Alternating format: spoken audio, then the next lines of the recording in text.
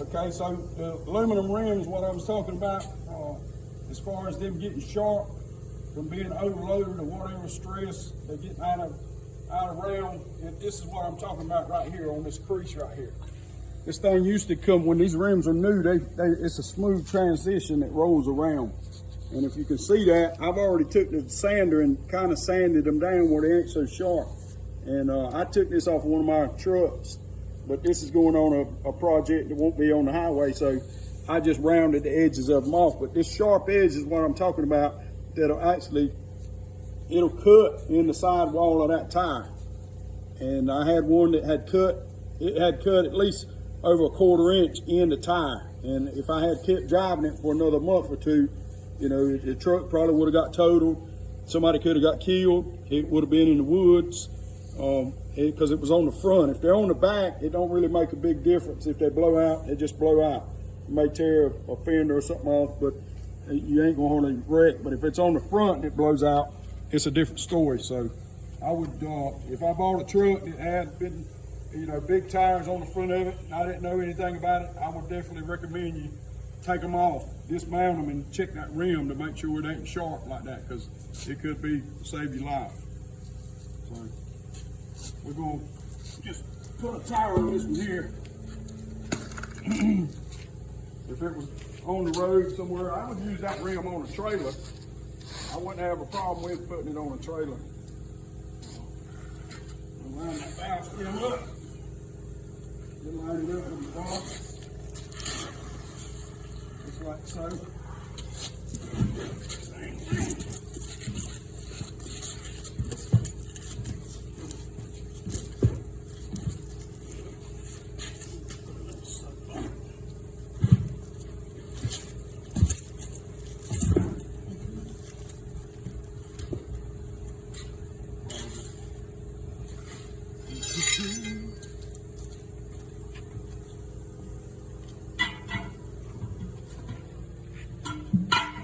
These tires, these big tires, they ain't that hard to change.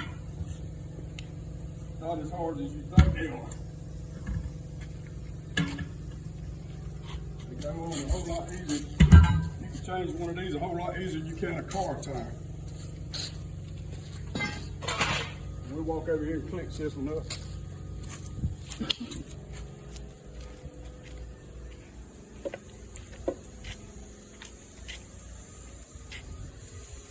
Sometimes these tires won't air up. You put air to them and they don't air up.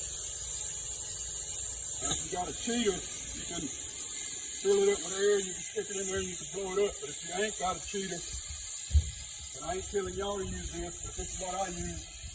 I just take me a little bit of ether. I have my air chuck ready. I leave my valve stem in the tire. I see a lot of them, they take it out, leave it in the tire. That'll hold the air in there when it blows up. It won't just let it leak back out so fast. You don't have to use the whole can. I just take about 3 to 5 seconds to spray it, light it, kick it, then put the air in it.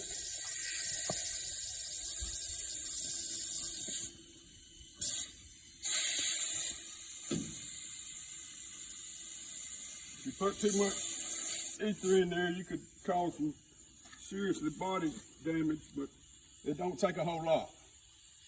3, 5, 6 seconds. 8 at the most. And then air it up to whatever you need it. That's it. We'll put 100 pounds of air in it. We'll call that good. We'll do the same on the rest of them. I got 2 more tires in the back of the truck. I got one over here on the ground. I got 2 rims over there. I got to clean up a little bit. Now, as soon as we get them all cleaned up, we'll put all the tires on them. And we'll mount them on this rear end so I can get a height where I need to build me a bracket to set the rear end where it actually holds the tires on the ground. That'll work.